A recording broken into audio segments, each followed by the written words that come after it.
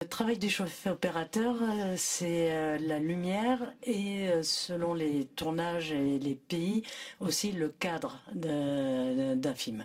Donc en fait, c'est de créer en collaboration avec d'autres départements comme la déco, l'univers visuel du film. Moi qui filme ou un cadreur, ça dépend des tournages. En l'occurrence, moi je travaille plus sur des films où je fais et la lumière et le cadre.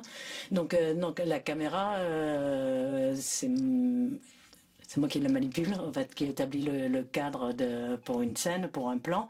Et j'ai toute une équipe qui travaille avec moi, un assistant caméra qui est en charge du point, un autre qui va être en charge par exemple, de faire les backups. Enfin, voilà, l'image, c'est toute une équipe. Enfin, moi, je suis, disons, le chef d'une équipe, quoi. Enfin, avec pour une partie qui est dédiée à la caméra, une partie qui va être dédiée à la lumière, la mise en place de la lumière, et une autre partie qui va s'occuper de tout ce qui va être de l'ordre des mouvements de la caméra, c'est-à-dire installer des travelling, mettre la caméra sur une grue, des choses comme ça, quoi. Enfin, donc en fait, grosso modo, il y a un département lumière, un département machinerie et un département qui est plus sur la caméra, des assistants caméra.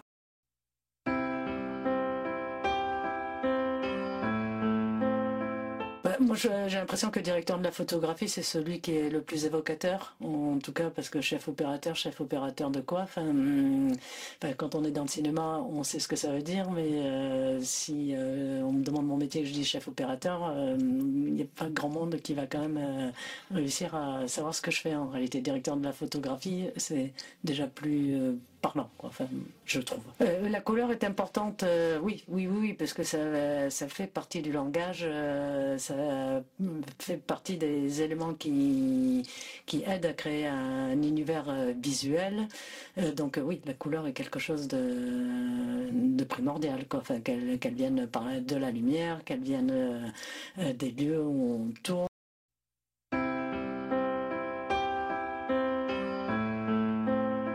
D'une certaine façon, forcément, le numérique, alors c'est pas une question de confort, mais on a le rendu directement, quoi. Enfin, alors c'est pas le rendu définitif, mais en tout cas, et en même temps, le fait que sur un moniteur, on sache très bien quelle est l'image qu'on a enregistrée, on a perdu la magie qu'il y avait en argentique où on mesurait la lumière, on décidait d'une exposition et qu'on attendait un peu avec une vague petite appréhension de voir si en fait l'image développée correspond bien à ce qu'on avait imaginé, quoi. Donc, et il y avait ce côté magique de l'argentique de voir, de découvrir un jour ou deux après les rushs.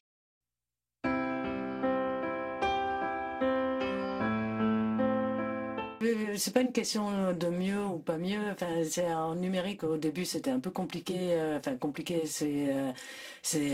enfin la question elle se posait pas. L'argentique était évidemment la préférence allait vers l'argentique pour tout un tas de raisons. Maintenant les caméras numériques sont telles que tout ce qu'on pouvait leur reprocher au début, tout ça n'existe plus, quoi. Enfin, donc effectivement elles ont toujours pas la même texture. Une image numérique n'aura jamais la même texture qu'une image film, mais bon, voilà. Après, moi, je trouve que maintenant, l'enjeu n'est pas qu'est-ce qui est mieux ou qu'est-ce qui est pas mieux, c'est qu'est-ce qui est le plus pertinent pour un projet donné, quoi, enfin, d'une certaine façon.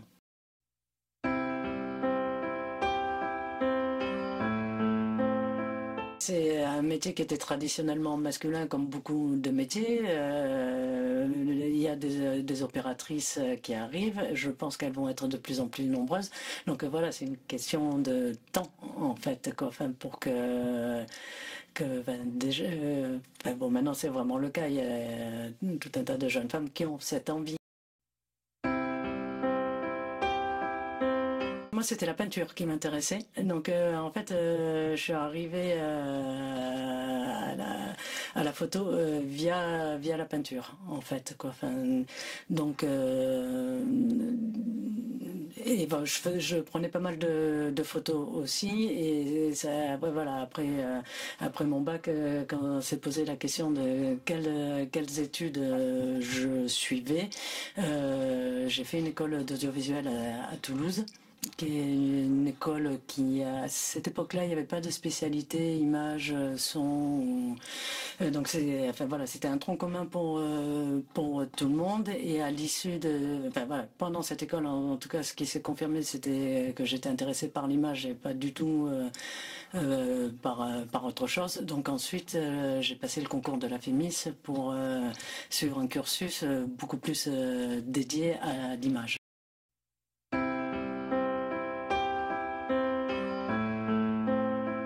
Ça fait plaisir, forcément. Non, non, non, bah, je suis très contente. En plus, très contente aussi que ça arrive sur ce film-là, qui est un film que j'aime vraiment beaucoup.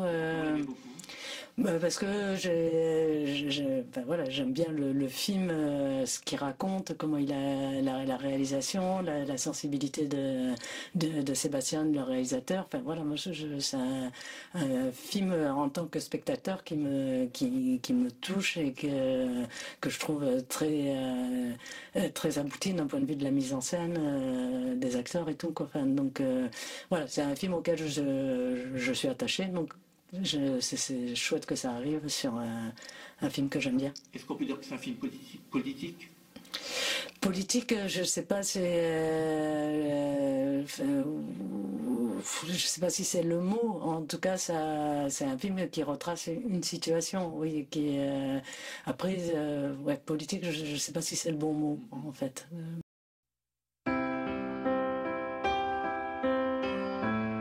Je suis responsable je suis pas responsable de l'image du film parce que le chef déco, l'image, c'est, la lumière, le cadre, mais c'est aussi la déco, c'est les costumes. Mais effectivement, sur le plateau, je suis l'un des interlocuteurs privilégiés du réalisateur. Donc voilà, pendant toute la période de préparation, ça a été de définir quelle sera l'image du film, quels sont ses enjeux esthétiques, quel est l'univers à mettre en place. C'est souvent aussi travailler quels sont les plans, comment on va filmer les différentes, comment on va filmer les différentes scènes.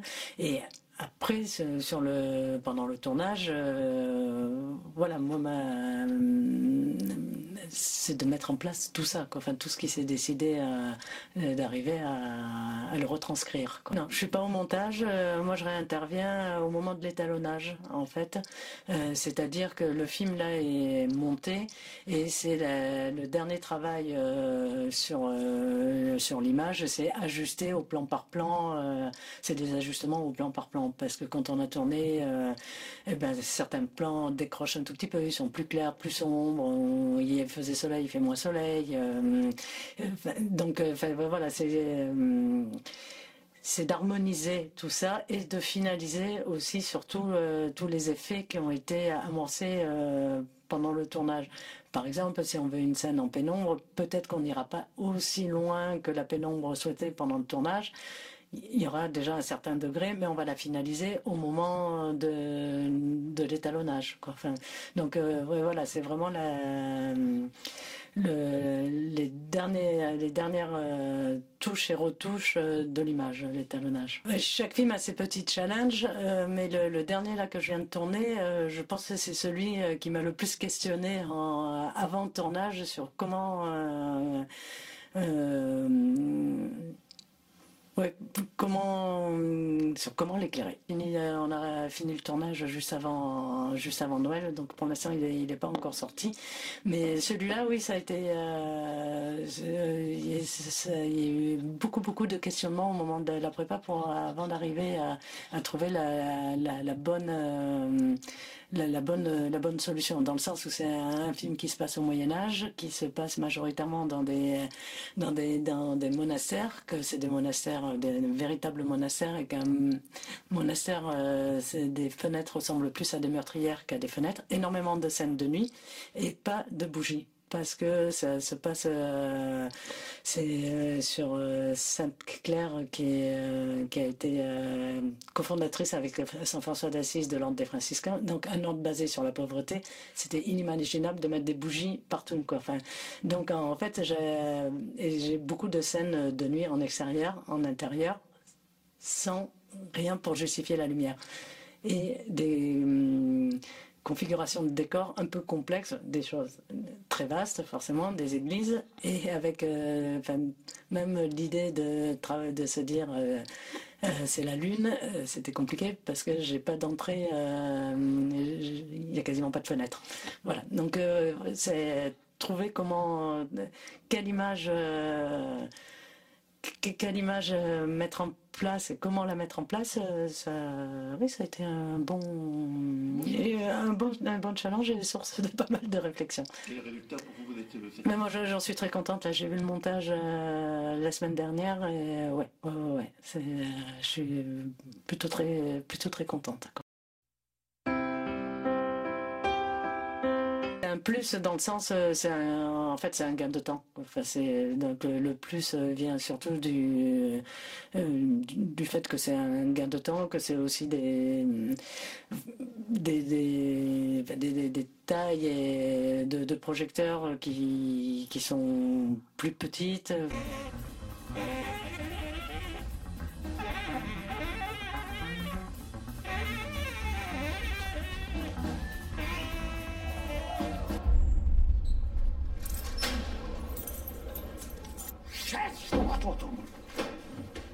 Lass mich da, jetzt bist du tot.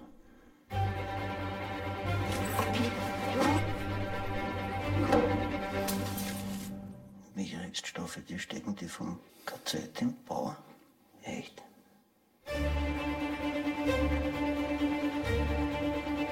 Könnt ihr das wegmachen?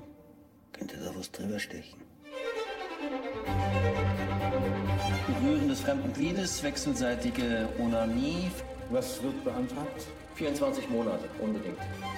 Kein Dementi? Kein Dementi. Du hast das nicht bleiben lassen, oder? Du bist immer noch da. Jeder hier weiß, dass du drauf bist. Schau mal, dass du den Griff hast.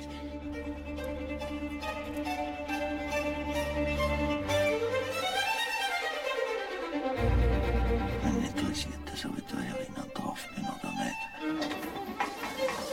Mich interessiert.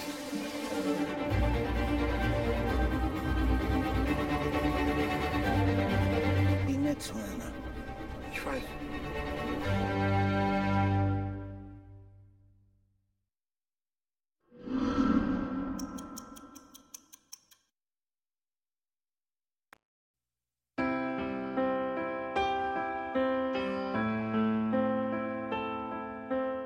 Bonjour à tous et bienvenue à cette rencontre avec Christelle Fournier que j'ai le plaisir d'animer.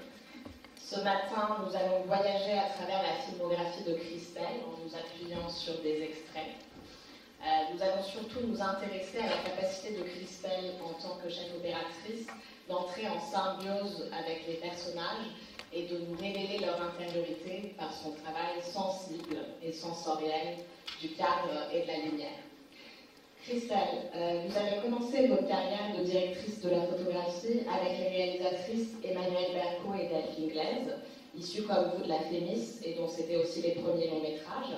Vous avez ensuite tourné avec Elena Klotz, Laetitia Masson, Fabienne Godet, avant d'entamer une riche collaboration avec Céline Sciamma, sur laquelle on reviendra en détail. C'était un hasard ou une véritable volonté pour vous d'accompagner principalement des femmes cinéastes, même si vous avez travaillé aussi avec des hommes, bien sûr. Et comment ces premières collaborations ont-elles influencé votre rapport à l'image? Non, c'était pas une volonté. Ça s'est fait, comme ça. Et effectivement, entre ces différentes réalisatrices, j'ai travaillé aussi avec des réalisateurs hommes. Et non, je pense que, en tout cas, la démarche, c'est plus, j'ai la sensation, peut-être que je me trompe, c'est plus les réalisatrices qui ont eu envie de travailler avec des opérateurs femmes, plus que moi, je ne me suis pas positionnée, en tout cas, dans une logique de vouloir travailler avec des femmes plus qu'avec des hommes. Pas du tout.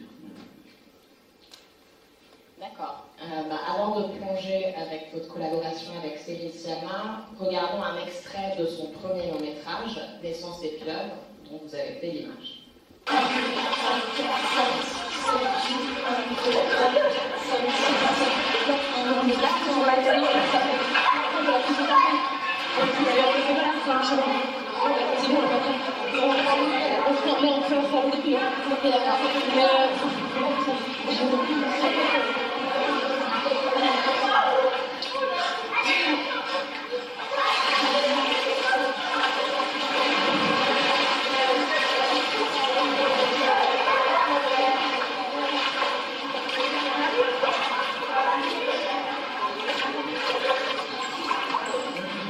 Tu verras mieux.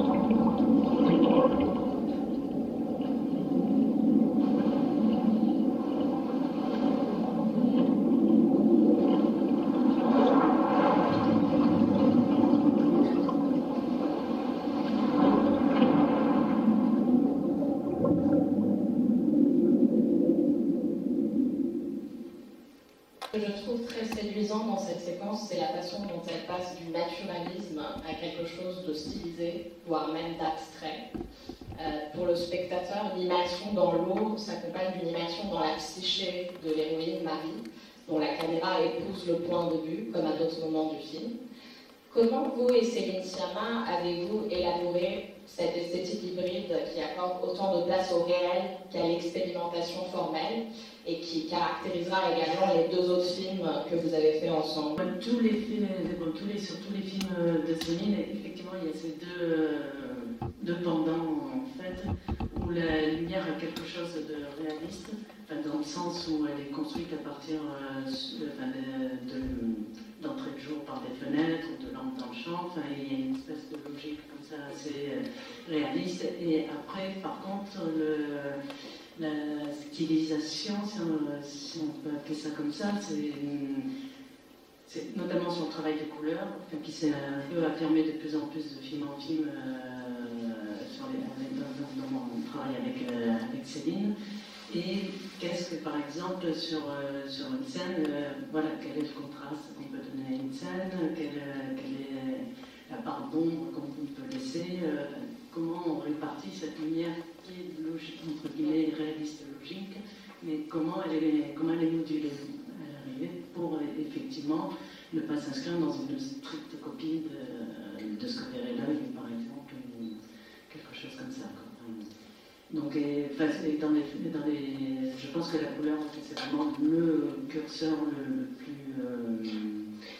le plus efficace, en fait, dans une idée d'apporter une identité visuelle à quelque chose qui, effectivement, n'est pas une lumière de genre, ni une lumière particulièrement typée non plus à la base.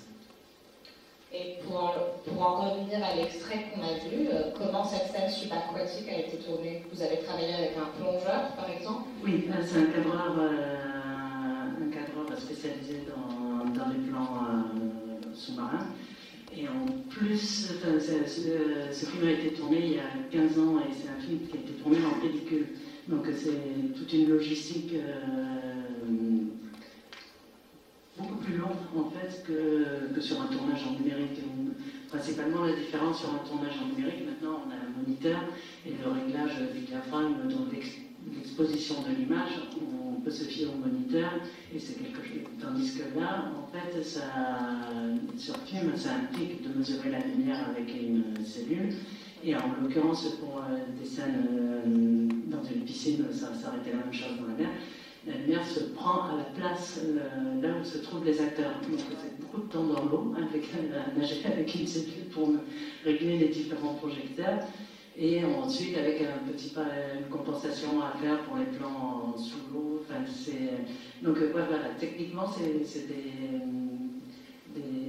tournages, parce que c'était en pellicule, c'est quelque chose de plus lourd que ce qui est le cas de nos jours. Et avec aussi comme paramètre, c'est que c'est du 35 mm, une bobine c'est 10 minutes, et que toutes les 10 minutes, il faut remonter la caméra, ouvrir le caisson dans lequel elle est, changer le magasin, et après vérifier toute l'étanchéité. Donc voilà, c'est des scènes qui prennent du temps et qui se font maintenant de façon beaucoup plus aisée.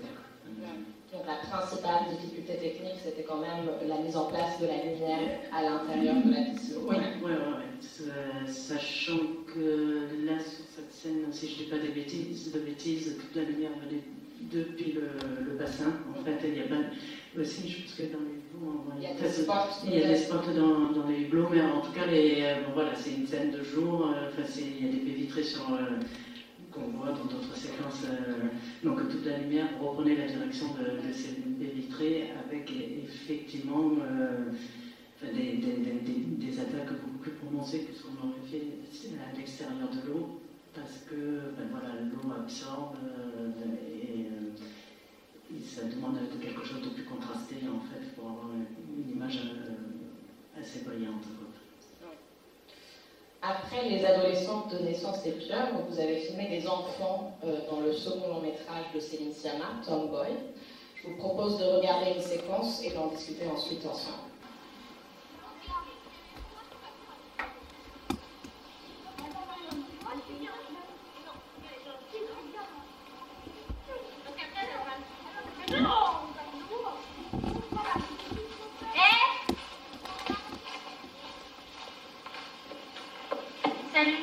Salut, c'est Michael,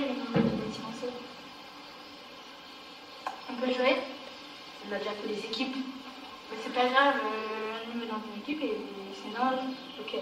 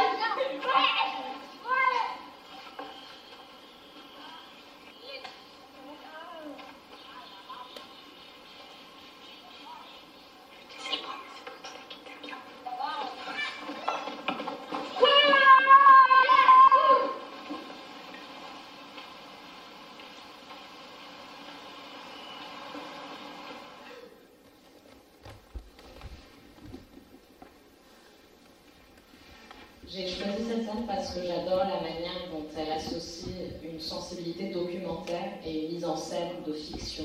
En tant qu'opératrice, vous vous placez à la hauteur des enfants et saisissez leurs mouvements et leurs paroles comme sur le vif, mais en même temps avec la précision et la fluidité que permet l'utilisation de la dolly et de la caméra sur pied. À cet égard, votre travail évoque d'ailleurs un peu celui de Caroline Champetier dans Paunette de Jacques Doyon. Comment vous y êtes-vous prise pour capter l'univers et les interactions des enfants sur Top Boy, comme ce moment de jeu en forêt? Mais là, par exemple, par rapport à cette scène en particulier, ce qui était établi à l'avance, c'était qu'on voulait pouvoir suivre chacun des enfants qui courent jusqu'au foulard et en fonction de celui qui a attrapé le foulard, pouvoir revenir soit dans un sens, soit dans l'autre. Donc en fait, on avait installé un travelling qui partait d'une extrémité d'un groupe à l'autre groupe et on savait qui courait et en fonction, l'idée, à partir de ce dispositif-là, sur un mode plus documentaire, entre guillemets, puisqu'on ne savait pas précisément ce qui allait se passer. Enfin, donc ça, c'était vraiment le grand principe de cette séquence, c'était ce travelling. Après, avec effectivement d'autres plans qui sont soit sur pied, soit aussi sur cette dolly, mais dans ce cas-là fixe, où il y a tous les profils sur les deux équipes en plus gros plan pour filmer la réaction de nos protagonistes et plus d'autres axes où on est face à celui qui ramène le foulard ou dans son dos. Mais du coup, tout le film s'est un peu construit comme ça, avec des lignes directrices et après avec l'idée de pouvoir s'adapter en fonction de ce qui allait réellement se passer pendant le tournage, en fait, puisque il y a d'autres séquences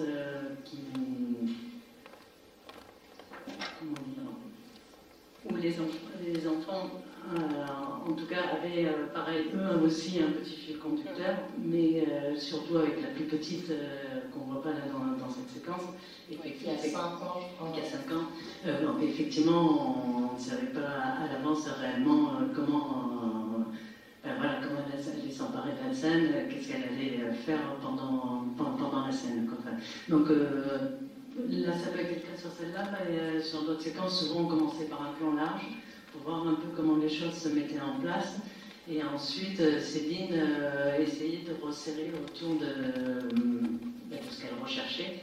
Et on passait sur des plans plus serrés, où là, l'idée, c'était de pouvoir être à même de passer d'un personnage à l'autre, d'aller sur le personnage qui était important à tel moment, et ça, on ne le savait jamais véritablement à l'avance. Et j'imagine que c'était particulièrement avantageux de tourner les scènes de groupe en extérieur avec une caméra aussi légère que le Canon 7D. Alors, ça pourrait être avantageux dans l'idée de la légèreté, bien qu'à la fin, il n'était pas du tout léger, parce qu'en fait, on a utilisé un Canon 7D modifié avec une monture PL, donc en fait, à l'arrivée, il était grand comme ça. Mais bon, effectivement, moins impressionnant, en tout cas pour les enfants, qu'une caméra. Après, des avantages, c'est c'est un appareil qui a beaucoup moins de latitude qu'une caméra numérique à l'heure actuelle, que pouvait avoir une caméra, la pellicule. Donc en fait, les extérieurs soleil, c'était un peu compliqué parce que l'écart qu'il y a entre les parties au soleil et les parties à l'ombre était beaucoup plus fort que ce qu'il était capable d'enregistrer. Donc là, les sous-bois, ça va puisque c'est du sous-bois, donc on a très peu d'entrée de soleil. Mais il y a des séquences où on avait vraiment dans le même plan une partie à l'ombre, une partie au soleil. Et voilà, ça c'était un peu jeu à l'extérieur, oui. Le foot par exemple. Le foot, non, j'ai le souvenir, alors je ne vais pas me rappeler exactement la scène où c'est les deux petites qui discutent, mais elles finissent, elles se battent en fait. Mais le foot, si je ne dis pas de bêtises, il fait gris, il me semble. Nous allons poursuivre notre discussion sur le mariage de la fiction et du documentaire dans votre travail avec Aujourd'hui d'Alain Gomis, qui retrace le dernier jour de la vie d'un homme à Dakar. Regardons une scène, s'il vous plaît.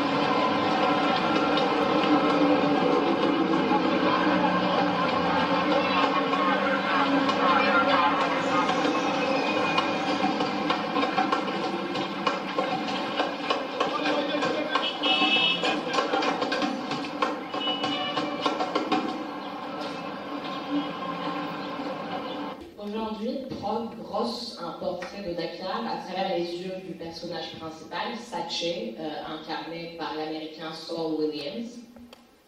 Contrairement à Tom Boyle, vous employez la plupart du temps dans ce film une caméra portée pour suivre Saché et enregistrer des images et des sensations de la vie quotidienne qui suscitent son émerveillement.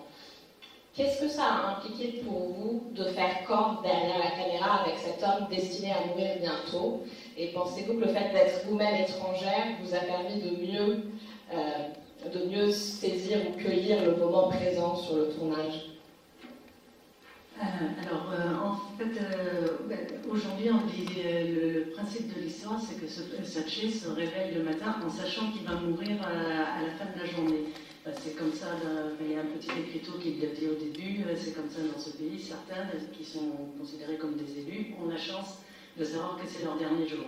Donc c'est l'histoire de cette dernière journée qui retrace en même temps sa vie, puisqu'il se réveille dans la maison maternelle où il a grandi, après il va voir ses amis, va dire adieu à ses amis d'enfance, il revoit son premier amour, et là la séquence c'est le moment où il arrive devant les bureaux de cette femme qui a été son premier amour très conflictuel. Et bon, voilà, toute sa journée va se dérouler comme ça jusqu'au moment où le soir il se couche et il ne se réveillera pas. Donc en fait tout l'enjeu ça a été il y a beaucoup de déambulation d'un lieu à l'autre et effectivement une volonté de faire le portrait d'une ville.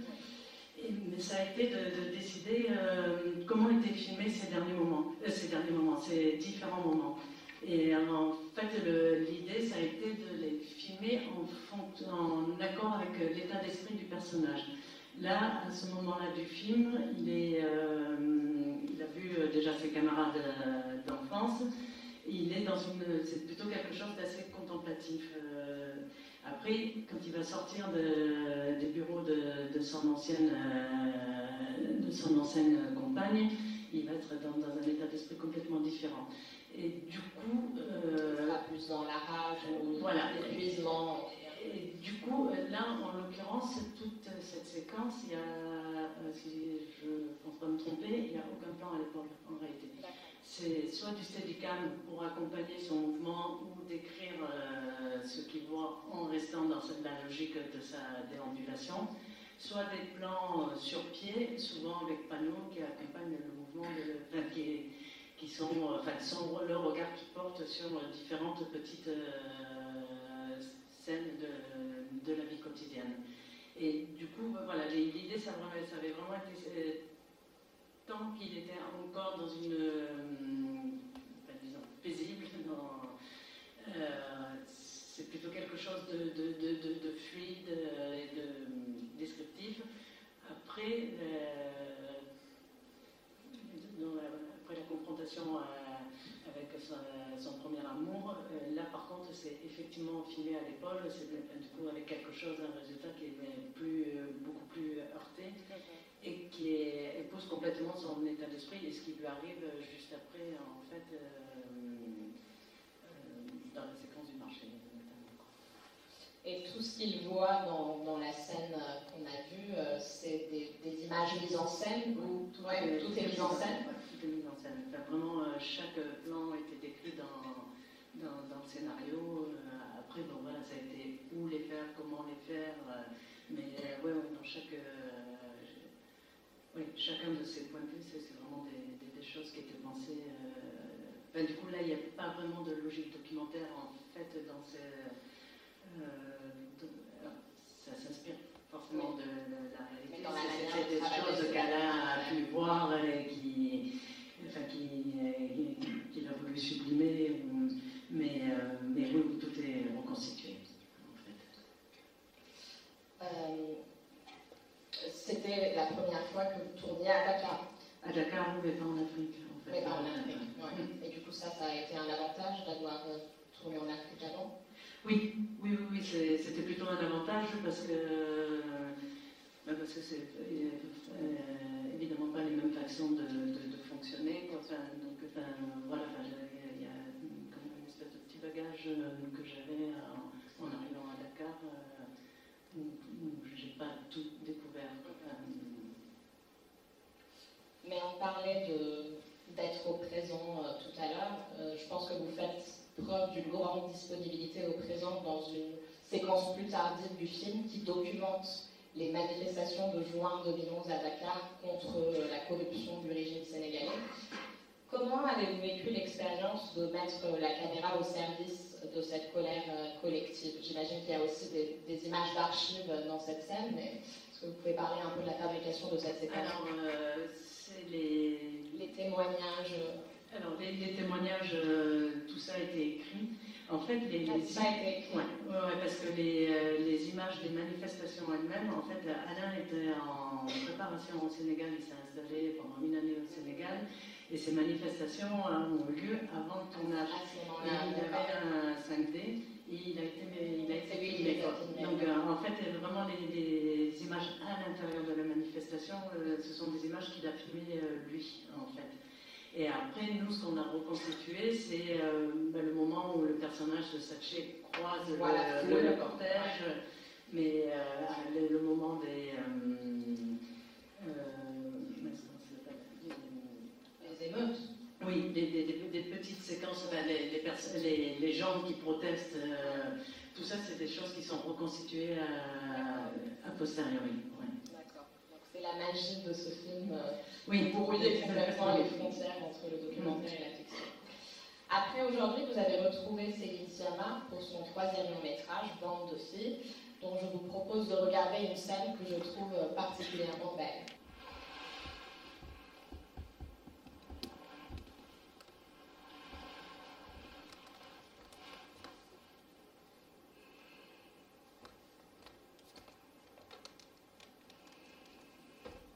C'est Pitou.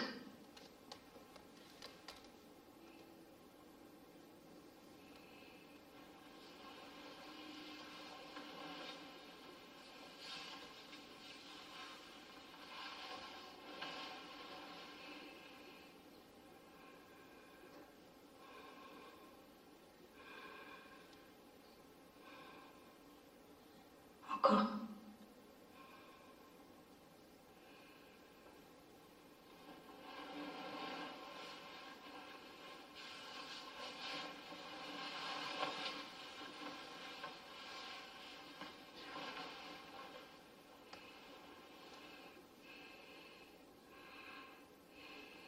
Retourne-toi.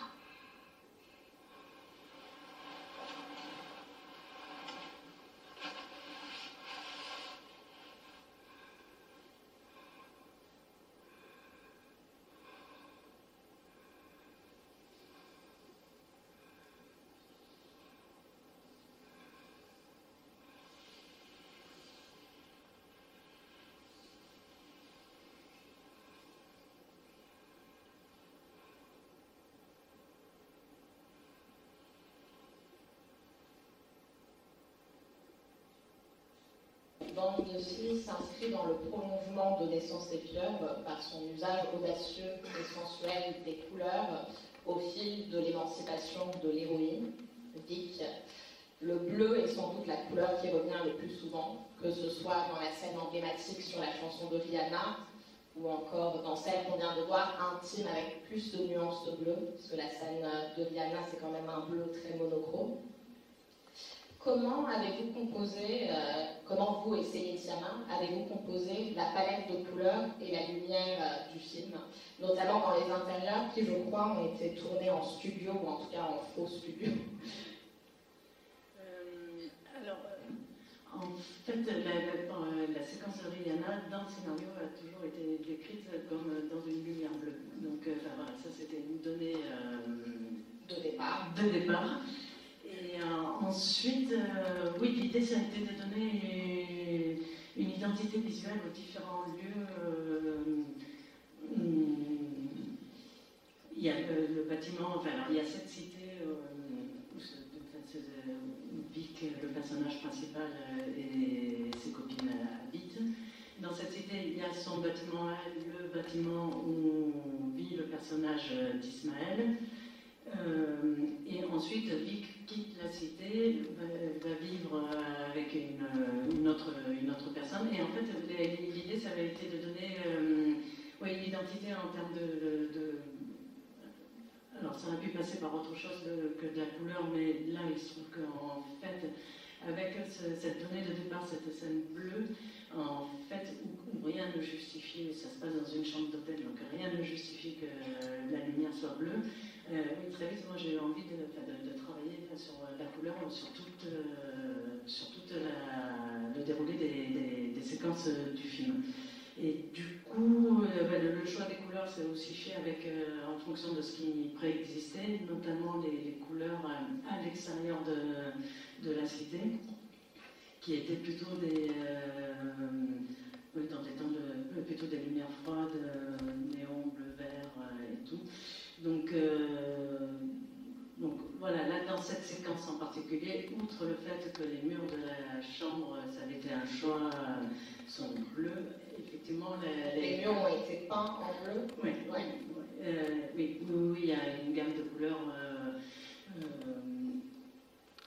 Donc les murs sont bleus et dans cette partie-là de la cité, en tout cas quand on est à l'extérieur, clairement on voit que c'est plutôt des lumières froides, quoi. Enfin, et donc là la lumière qui rentre dans cette pièce, sans être forcément celle qu'on voit à travers les petites fenêtres, mais en tout cas c'est une reprise de quelque chose de froid, parce que ce qu'on sent venant de l'extérieur, c'est une lumière froide. Quand on est à l'extérieur face à cette partie au pied de son immeuble, il y a une séquence avant. Voilà, on a clairement identifié qu'on était dans ce périmètre-là. Donc voilà, avec une lumière alors qui est froide, plus des murs bleus, et effectivement ça fait une image plutôt dans ces tonalités-là. Et en fait, après, sur tout ce qui est couleur, on n'aurait jamais été aussi loin sur l'utilisation et les mélanges de couleurs si on avait été avec des personnages avec des peaux blanches. Parce que les peaux noires, elles réagissent vraiment très très très bien. Il y a quelque chose de très joli dans cette scène, on le voit. Et qui ne marche pas du tout avec des peaux blanches. Donc en fait, c'est en faisant, il y avait cette volonté de couleur, en faisant des essais avant le tournage pour un peu trouver notre gamme, notre palette de couleurs, on s'est aperçu qu'on pouvait utiliser vraiment, y aller assez franchement, et donc du coup, voilà, on n'a pas hésité à... Oui, donc c'est vraiment pendant les essais que vous avez découvert l'effet de ces lumières sur les carnations noires. De voir que c'était vraiment très joli, quoi. Enfin, donc, du coup, voilà, sur quelque chose, on aurait été... ça aurait été moins systématique, en fait, l'utilisation de la couleur, peut-être moins sur des couleurs moins franches et moins prononcées. Mais là, de voir le résultat sur les visages, ça donnait vraiment envie de tenir cette ligne vous aviez l'habitude de travailler avec des références visuelles, avec Céline Sciamma? Parce que je crois que cette scène fait directement référence à une scène de The Piano de Jane Campion. Ah, peut-être. Si, enfin, non, ça en l'occurrence, non, je ne m'en rappelle plus. Après, effectivement, oui, voilà, on discutait sur des films qui. Voilà, Ça peut être aussi qui pouvaient servir de référence. Oui, voilà, ça, c'est vrai que je me rappelle surtout sur Naissance des pieuvres. Bon, Naissance des pieuvres, c'était aussi une première collaboration, un premier film pour Céline. Donc, effectivement, il y avait eu beaucoup d'échanges au sujet de références et photographiques et de films. Sur bande de filles, on s'est forcément parlé, mais je n'ai pas vraiment de souvenir de quelles étaient les références en fait. D'accord. Et depuis Bande de filles, vous avez fait plusieurs films à l'étranger, parmi lesquels Nico 1988 de Suzanne Manicarelli, une reconstitution fictionnelle de la dernière tournée en Europe de la chanteuse Nico. Quel souvenir gardez-vous de ce tournage qui vous a amené à photographier plusieurs scènes de concert au style très différent? Oui, mais c'était l'une des grandes réflexions en préparation du film. Je crois qu'il y a 5 concerts et en fait c'était d'éviter de se répéter, quoi. Enfin, donc de chacun leur trouver de trouver pour chacun une façon de les filmer, mais une façon qui fasse sens par rapport à ce qui se passait à ce moment-là de la tournée notamment, quoi. Enfin, et celui-là c'est le dernier concert. Et ça on va en parler après. D'accord. Là, Oui, on va voir l'extrait. Donc oui, du coup, c'est vraiment les discussions, ça a été pour chacun comment on abordait ces différents concerts et qu'est-ce qui était important pour chacun et du coup quel était le dispositif le plus pertinent pour que ça fasse sens avec l'enjeu de la scène, en fait, puisque chacun des concerts a un peu son état d'esprit, en fait, qui est calé sur l'état d'esprit du personnage de Nico. Et personnellement, vous étiez documenté beaucoup sur Nico, vous la connaissiez bien avant, vous connaissiez bien le personnage avant? Avant que Susanna me contacte pour son film, oui, j'en avais entendu parler, mais sans plus. Mais oui, non, mais du coup, oui, voilà, pour me donner une identité aux différents concerts, on a revu énormément de concerts de l'époque pour s'inspirer des couleurs, parce que en fait, le film se situe de 1986, c'est les 2 dernières années de sa vie. Donc en fait, de voir les concerts de l'époque, en plus c'est des concerts plutôt underground, c'était pas une star ni quoi que ce soit.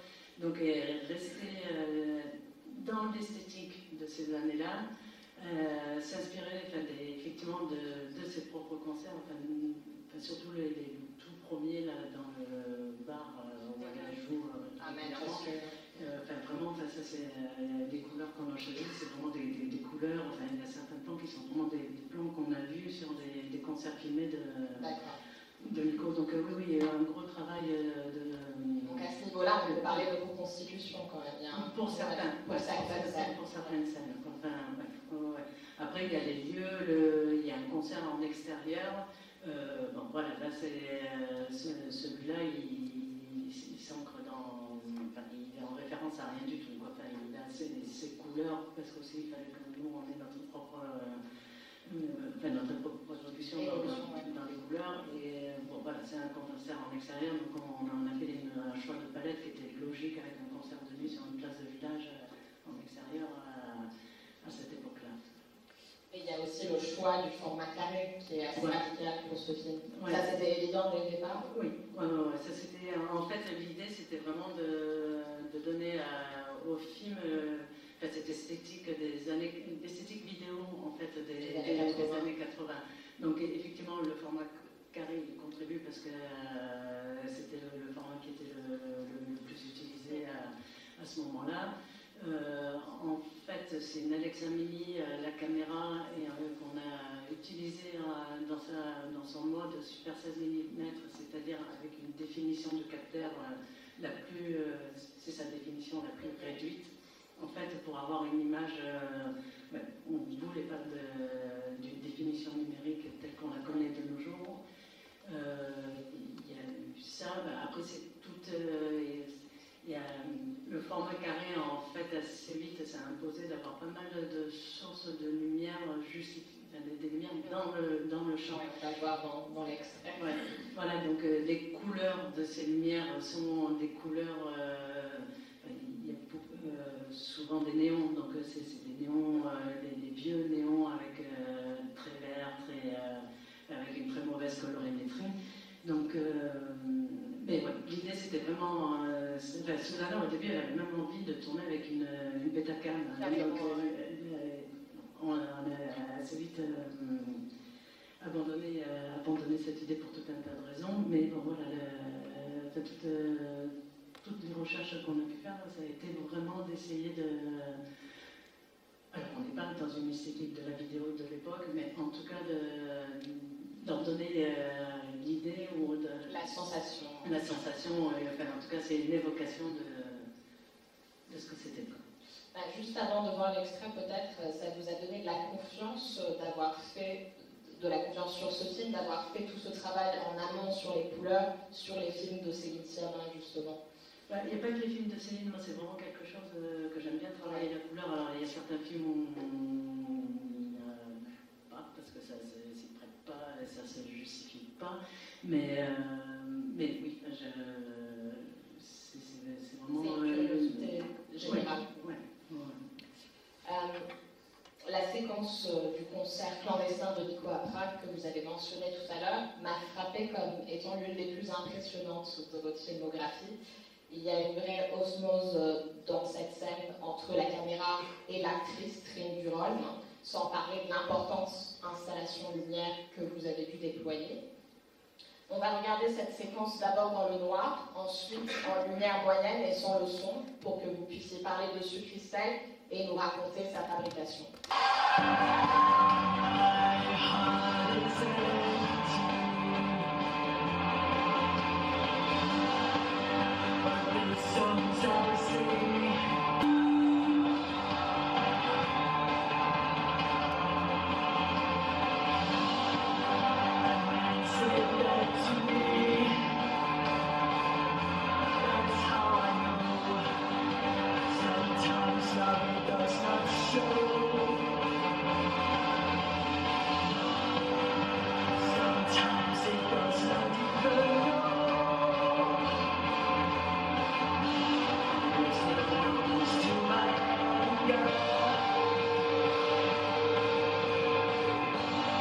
When it stops, I told you.